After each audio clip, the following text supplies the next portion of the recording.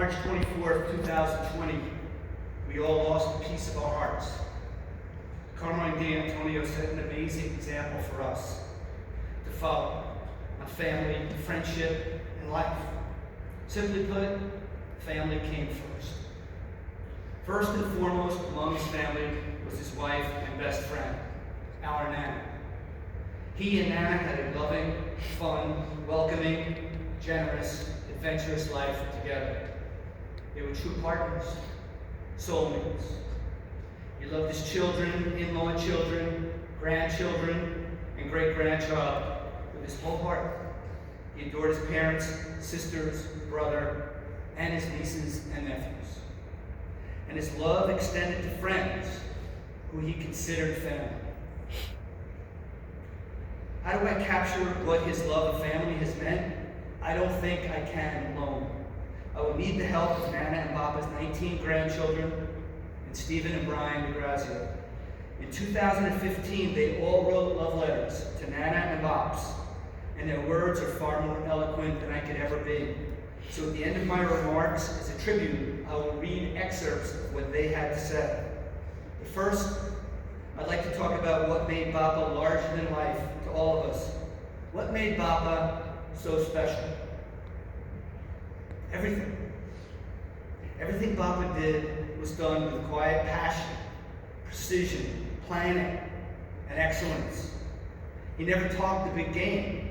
He didn't have to. His actions did all the talking. Papa was a legendary fisherman. For him, catching fish wasn't luck. He would analyze the bird action, the clarity of the water, the angle of the sunlight, ripples of bait in the water, the wind, and on and on. He just knew when, where, and why the fish would be running. It was common knowledge that he was the fishing guru of Breezy Point. He would have a constant stream of local fishermen stopping by to talk to him, hoping to capture a glimpse of his magic. I remember like it was yesterday on a cold November evening as a boy, watching Pops walk up Beach 221st Street like a gladiator, emerging from the darkness, wearing his chest waders, a 10-foot fishing pole over one shoulder, and 50 pounds of striped bass over the other.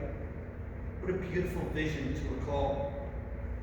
Pops was an engineer and an artist. He loved to design and build projects. He could do anything, big or small. He designed the Breezy House, our home base. He said, "Nana, if we build it, they will come."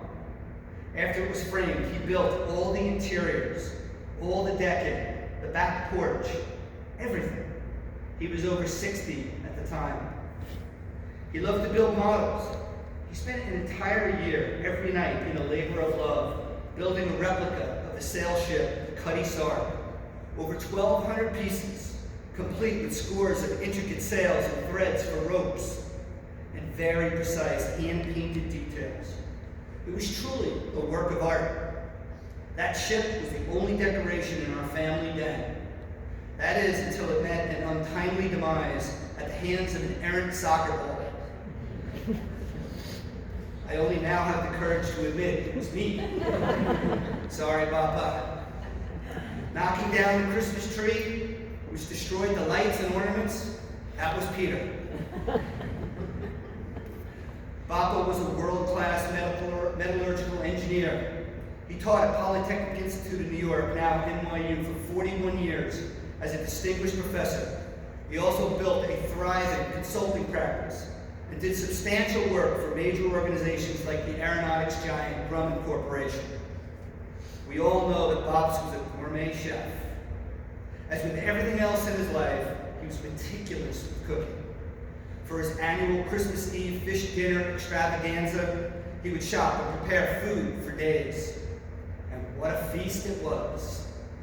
He loved cooking so much, and it was so central to our family get-togethers, that he developed and published a cookbook with all the family recipes that he spent over 20 years recreating from the great dishes that his Italian mother and grandmother used to make. He was so happy and proud to present each family member with that book. Family legacy and heritage mattered to him a lot. What was it like growing up with Bops as our dad? He had high expectations, that's for sure. I remember getting my first grades in middle school. 3 A's, 2 B pluses. He handed me $5 and said, "Can you do something about the B pluses?" He was a disciplinarian. The boys can attest that there were no more scary words bellowing upstairs at night as we were horsing around than, "Do I have to get up?" The answer was no.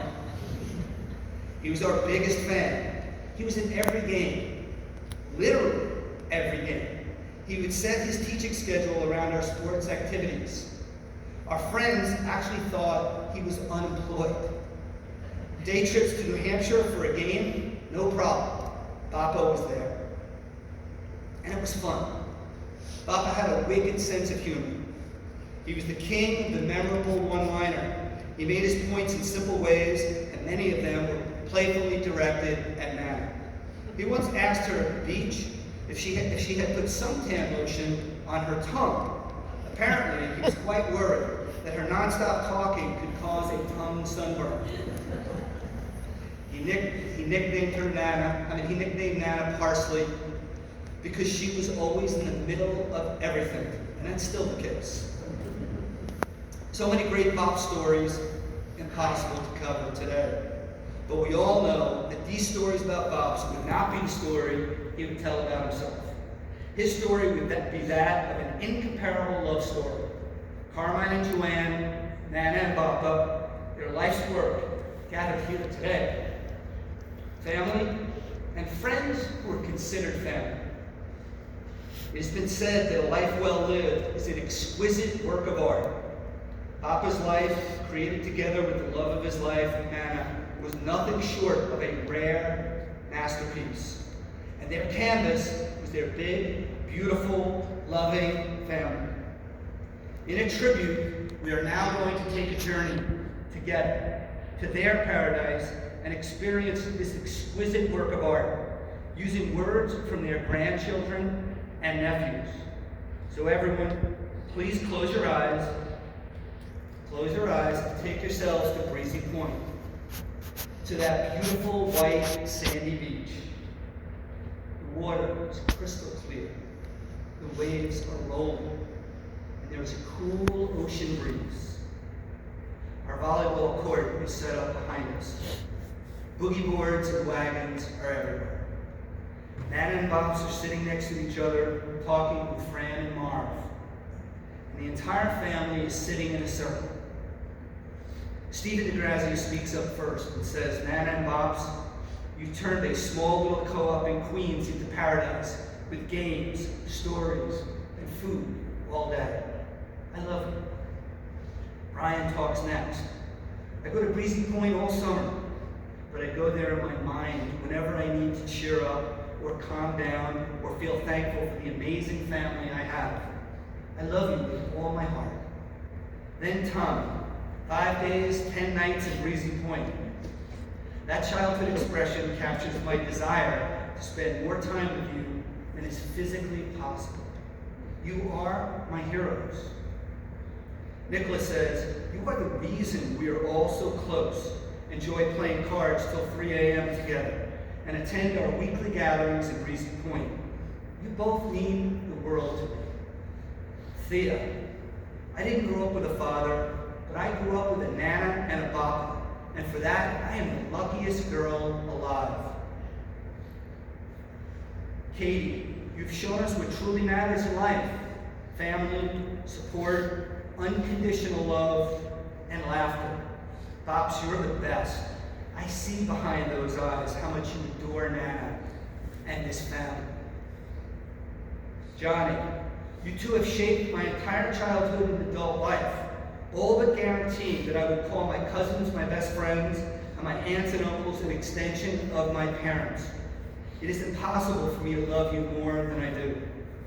Sarah, "Both of you have always been my biggest fans, going to my games, plays, concerts, graduations, you name it. I am so grateful for the love and support." Nolan then says, "All adversity notwithstanding, I've always been able to count on your love and support, which has been a crucial element in my life. Andrew, thanks to you guys, my childhood was filled with magical times in your basement, making mazes out of those cool tile blocks, or at my favorite place on this earth, Breezy Point. Mike, it's always such a pleasure hanging out with you, playing cards and listening to your stories, and of course, eating delicious food.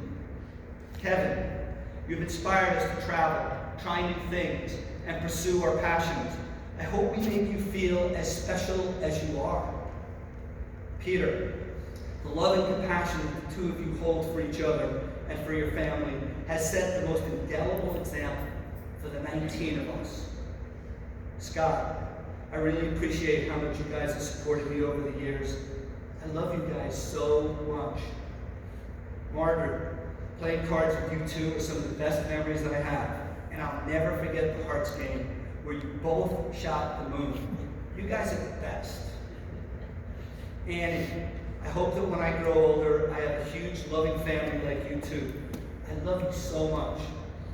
Stevie, people are perplexed when they hear how big and close-knit our family is. It all starts with you two, our rocks. I love you. Jama then smiles and says, I love you, probably the most out of all the cousins. Livy, you both inspired me to live life to the absolute fullest. Thank you for being such amazing role models. Kelly, I've had some of the best memories at basically every holiday and at Breezy with my huge family that I never want to be without. And finally, Kayla stands up and sums up all the sentiments. I don't know what I would do without our Breezy house and all our family. You have been so kind, loving, and 100 million more things to me. I love you both so much. For Bappa, this is heaven on earth. Flashes that big.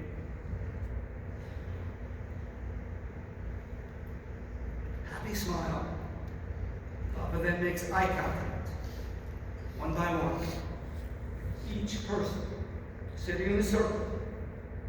He pauses, and then he proudly proclaims, I am the richest man in the world. All together, let us now picture that beautiful, loving smile and hold it in our hearts forever. Beautiful.